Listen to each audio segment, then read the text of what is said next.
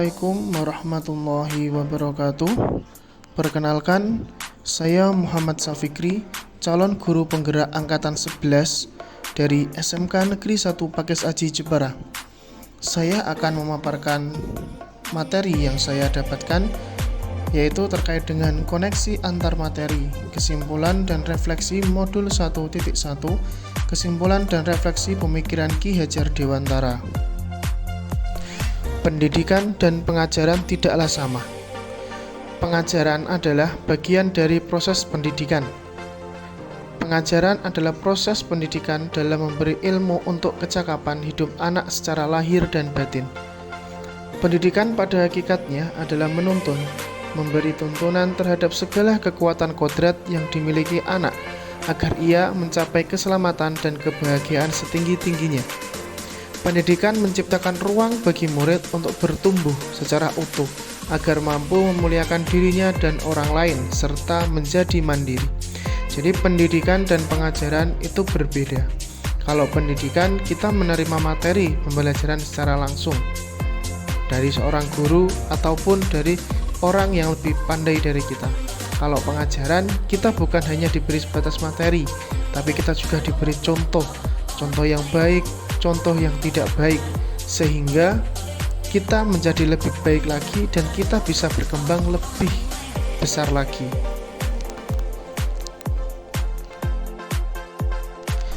Selanjutnya yaitu refleksi pemikiran KHD.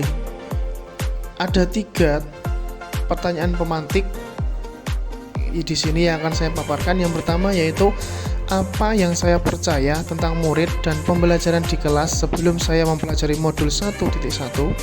Yang kedua, apa yang berubah dari pemikiran atau perilaku saya setelah mempelajari modul ini. Yang ketiga, apa yang dapat segera saya terapkan lebih baik agar kelas saya mencerminkan pemikiran KHD. Sebelum mempelajari modul 1.1, banyak hal yang saya pikirkan terkait dengan pendidikan dan juga pemikiran dari KHD. Salah satunya yaitu kesuksesan pembelajaran ketika murid mampu menyelesaikan materi dan mencapai KKM. Jadi ketika murid sudah menyelesaikan materi dan nilai sudah mencapai KKM, itu sudah dianggap sebagai kesuksesan. Yang kedua, murid memiliki daya tangkap dan tipe belajar yang sama. Jadi semua murid dalam satu kelas, tipe belajar dan juga daya tangkap mereka dalam menerima materi itu sama. Jadi satu dengan yang lain itu sama, tidak ada yang membeda-bedakan. Yang ketiga, murid pintar adalah nilai kognitifnya tinggi. Jadi murid dianggap pintar itu ketika nilainya sudah melebihi batas KKM dan paling tinggi di antara teman-teman yang lain. Jadi jika nilainya sudah tinggi, dia dianggap paling pintar. Yang keempat, murid hanya sebagai objek pembelajaran. Nah, jadi murid sebagai objek pembelajaran di sini adalah murid hanya sekedar menerima materi. Guru menyelesaikan tanggung jawabnya memberikan materi kepada murid. Tidak ada tindak lanjut setelah materi disampaikan dan diselesaikan. Yang kelima, pembelajaran berpusat pada guru, teacher center. Nah, jadi di sini umpan balik tidak diberikan oleh guru. Guru hanya sebatas memberikan materi dan pelajaran di kelas. Murid hanya mendengarkan, mengerjakan apa yang diperintahkan oleh guru, sehingga interaksinya hanya sebatas memberikan pelajaran di kelas saja. Selain itu, tidak ada interaksi lain dari peserta didik. Jadi, peserta didik tidak diberi kebebasan dalam memberikan pendapat ataupun masukan dalam memproses pembelajaran. Yang berubah dari pemikiran atau perilaku saya setelah mempelajari modul ini adalah yang pertama yaitu merubah pemikiran. Jadi setelah mempelajari modul 1.1 ini, pemikiran saya berubah. Nah, yang pertama yaitu murid bukan robot yang harus patuh akan instruksi. Beri murid ruang sesuai kodratnya, yaitu merdeka, mandiri, dan bermain berkreasi. Jadi kita mengembalikan murid itu sesuai dengan apa yang ada pada dirinya atau apa yang ada pada kodratnya. Kodratnya murid, ya mereka harus merdeka, mereka harus mandiri, harus kreatif, dan mereka juga diberi kebebasan untuk bermain, menyenangkan dirinya sendiri juga. Yang kedua, guru bukanlah satu-satunya sumber belajar. Di sini kita harus percaya bahwa murid bisa belajar dari mana saja. Tidak hanya belajar dari guru yang berada di kelas atau di depan kelas, murid bisa belajar dengan hal-hal yang lain. Misalkan dia belajar dengan temannya, dia belajar melalui media sosial atau website terkait dengan pembelajaran, ataupun dia belajar pada orang yang lebih tua yang mereka anggap sebagai orang yang berpendidikan. Yang ketiga, pembelajaran berpusat pada anak atau menghamba pada anak. Di sini guru memberikan materi sesuai dengan yang dibutuhkan oleh anak. Tidak semua materi disamakan.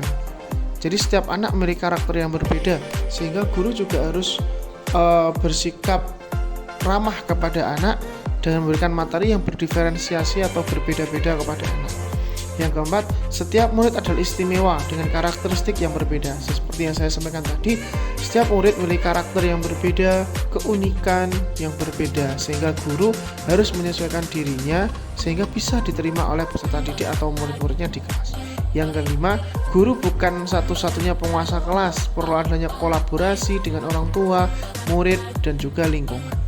Nah, maksudnya di sini adalah guru bukan penguasa kelas, guru bukan bertindak sebagai raja di kelas. Nah, tapi guru harus mengayomi, mengarahkan peserta didik menjadi lebih baik. Pola pikirnya diarahkan jadi lebih baik. Tentunya harus berkomunikasi dengan orang tua dan juga lingkungan, melihat lingkungan atau sosial budaya karakter yang ada di lingkungan mereka tinggal. Yang kedua yaitu merubah perilaku. Ya, untuk merubah perilaku ini ada 5 juga. Yang pertama, menuntun pembelajaran yang bermakna dengan menyeimbangkan aspek afektif, kognitif, psikomotorik, dan life skill sesuai kodrat anak. Karena setiap anak itu unik, ya, cara mereka menerima pembelajaran, melakukan pembelajaran juga pasti berbeda. Ya, jadi guru harus bisa menyesuaikan dan menerima perilaku anak yang seperti itu. Yang kedua, memfasilitasi pembelajaran sesuai dengan kebutuhan murid, kodrat alam, dan kodrat zaman. Tentunya zaman saya ketika mengajar pasti akan berbeda dengan anak-anak yang sekarang. Kalau zaman saya dulu harus dikeras supaya bisa menerima pelajaran dengan baik. Kalau sekarang anak dikeras itu tentunya dia malah akan lebih bandel lagi, tidak bisa menerima pelajaran dengan baik. Makanya guru harus memfasilitasi sesuai dengan kebutuhan anak. Anak pengen belajar dengan nyaman, kita buat kelas menjadi lebih nyaman. Anak pengen belajar dengan menggunakan musik misalnya, kita sesuaikan kebutuhan musik, kita kasih ice breaking supaya mereka lebih nyaman dalam menerima pembelajaran. Yang ketiga, memberikan kemerdekaan kepada murid dalam proses pembelajaran sesuai kreativitas. Nah, kalau sesuai kreativitas ini, ya, kita harus menerapkan pembelajaran yang berdiferensiasi. Kenapa harus berdiferensiasi? Karena setiap anak itu berbeda-beda, seperti yang saya sampaikan tadi. Nah, ada yang suka menggambar, ada yang suka menulis, ada yang suka membaca, ada yang suka dengan menonton video. Nah, guru setidaknya harus bisa menguasai beberapa elemen-elemen tersebut. Ya, misal anak yang suka gambar, kita kasih bahan bacaannya itu berupa gambar supaya dia lebih mudah memahami pembelajaran. Yang suka menulis atau membaca, kita kasih mereka sebuah artikel atau bahan bacaan sehingga bisa mereka baca. Yang suka video, kita tampilkan video, boleh dari YouTube ataupun dengan video-video yang lain yang sesuai dengan pembelajaran yang akan kita berikan. Yang keempat yaitu menggali bakat, minat, kemampuan, dan keterampilan yang dimiliki murid. Ya, guru harus bisa mengoreksi atau melihat bakat yang dimiliki atau minat yang dimiliki oleh anak. Tidak mungkin anak yang suka membaca itu kita arahkan untuk main sepak bola. Tidak mungkin anak yang suka sepak bola kita arahkan untuk dia mengikuti sebuah lomba puisi. Jadi tentunya kita harus menyesuaikan bakat mereka yang mereka miliki. Kalau kita sudah tahu mereka bakatnya seperti apa, kita sebagai guru atau pendidik harus mengarahkan. Oh nak, kamu pintar sepak bola, berarti kamu harus ikut latihan sepak bola supaya kamu jadi pemain profesional. Dan juga latihan sendiri. Nak, kamu pintar gambar, coba kalau ada event-event menggambar nanti bapak kasih kamu kamu daftarkan kamu lomba untuk mengikuti kegiatan gambar supaya mental kamu lebih bagus dan tentunya kamu juga punya peluang juara di situ. Itu seperti itu. Yang kelima, melakukan komunikasi intensif dan kolaborasi dengan berbagai pihak demi kemajuan murid. Nah, di sini kolaborasi maksudnya adalah kolaborasi antara bapak ibu guru yang satu dengan yang lain dan juga dengan murid. Misal murid bermasalah, tentunya murid bermasalah itu dia tidak karena keinginannya sendiri, pasti ada suatu hal yang menyebabkan dia bermasalah. Nah, tugas guru kita arahkan, ya kita cek permasalahannya seperti apa, dan kita kolaborasi guru kelas dengan wali kelas dan juga guru BK untuk mengarahkan peserta didik menjadi lebih baik lagi, seperti itu. Selanjutnya, yang dapat segera saya terapkan dalam pembelajaran di kelas ada 4 poin. Yang pertama, terkait dengan strategi.